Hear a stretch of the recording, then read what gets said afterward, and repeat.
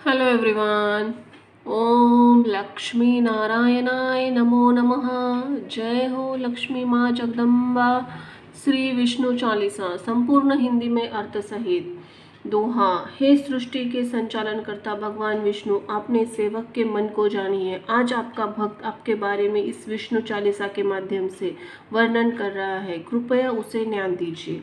चौपाई।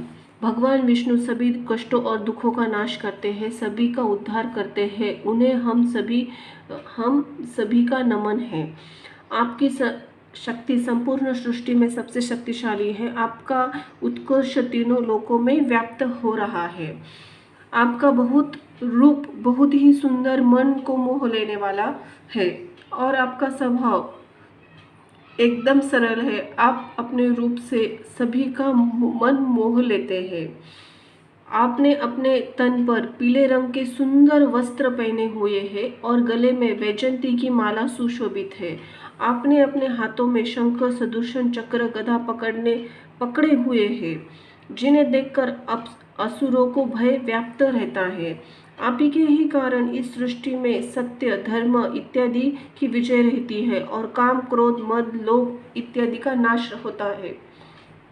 आप ही संतों, ऋषि, मुनि, सज्जनों, मनुष्यों की रक्षा करते हो और उनके मन को आनंदित करते हो। तो वही दूसरी ओर आप ही असुर, दैत्य और राक्षसों का नाश करते हो। आप ही सुख प्रदान करने वाले हैं और आप ही हम सभी को कष्टों को हरण करने वाले हैं। आप ही हमारी कमियों को दूर करने वाले हैं और आप ही हमें सत्पुरुष बनाने वाले हैं। भगवान विष्णु के द्वारा ही अपन भक्तों के पापों का नष्ट कर उनका उद्धार किया जाता है और उनके कष्टों को दूर कर उन्हें भवसागर पार करवाया जाता है। पृथ्वी पर धर्म की रक्षा के लिए भगवान विष्णु ने समय समय पर कई अवतार लिए हुए हैं और अपने भक्तों का उद्धार किया है। त्रेता युग में पृथ्वी पर जब राक्षसों का अत्याचार अत्यधिक बढ़ गया था, भक्तों ने आपको पुकारा तो आप श्री राम जी के रूप धारण कर पृथ्वी पर अवतरित हुए। श्री राम के रूप में आपने राक्षसों के राजा रावण का उसके संपूर्ण कुल का नाश संपूर्ण कुल राक्षस सेना के साथ नाश कर दिया और धरती का भार हल्का किया। हिरण्यकश्यप के द्वारा पृथ्वी को समुद्र में डुबो देने के कारण आपने वराह रूप धारण कर पृथ्वी की रक्षा की। हिरण्यक्ष राक्षस का वध किया। पिछले कल्प के अंत समय में आप मत्स्य रूप धारण कर उस कल्प में 14 रत्नों को बचाकर उस कल्प में लेकर आए और अपनी महिमा को दिखाया। समुद्र मंथन के समय जिस असुरों के द्वारा अमृतपान के लिए अत्यधिक उत्पात मचाया गया, तब आपने मोहिनी रूप धरा। मोहिनी रूप में आपने देवताओं को अमृत पिलाया, जबकि असुरों को अपने रूप में बहलाकर रखा। समुद्र मंथन के लिए आपने कूर्म अवतार धारण किया और मंदिराचल पर्वत का भार उठाया।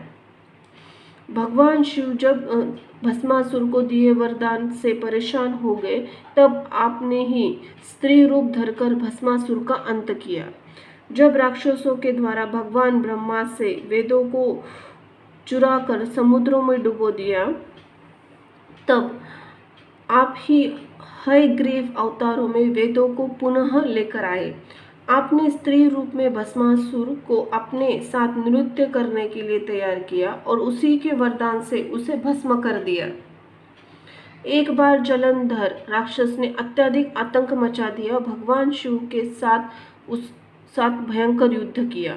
भगवान शिव ने जलंधर से भीषण युद्ध किया, लेकिन उसकी पत्नी वृंदा के तप के कारण उसे पराजित नहीं कर सके। यह देखकर माता सती परेशान हो उठी।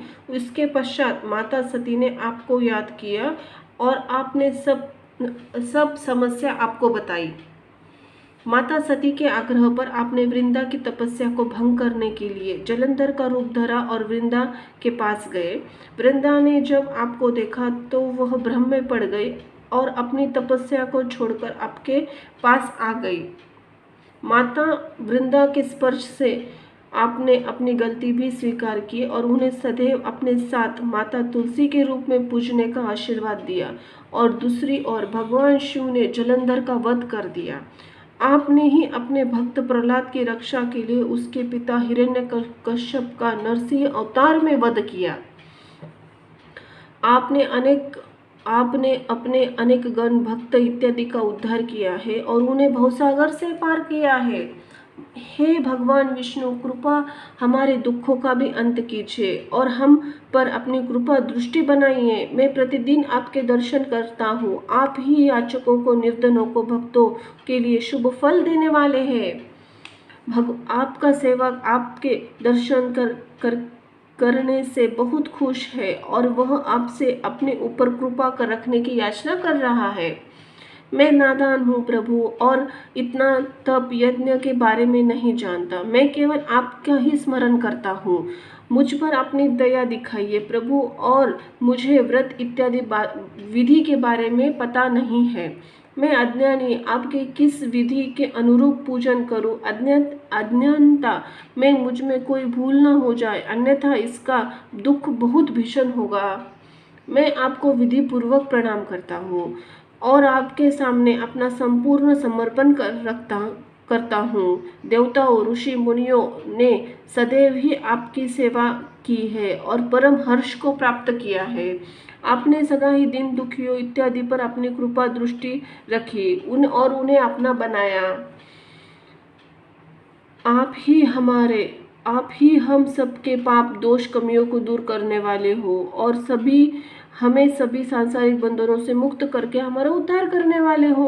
आप ही हमें संतान, संपत्ति, सुख संपत्ति देकर सुखी करते हो और अब हमें अपने चरणों का दास बनाकर हमें मुक्त कीजिए। निगम सदा ही सभी से यही प्रार्थना करता है कि जो कोई यह विष्णु चालीसा पढ़ता है या दूसरों को सुनाता है वो सदैव सुख पाता है।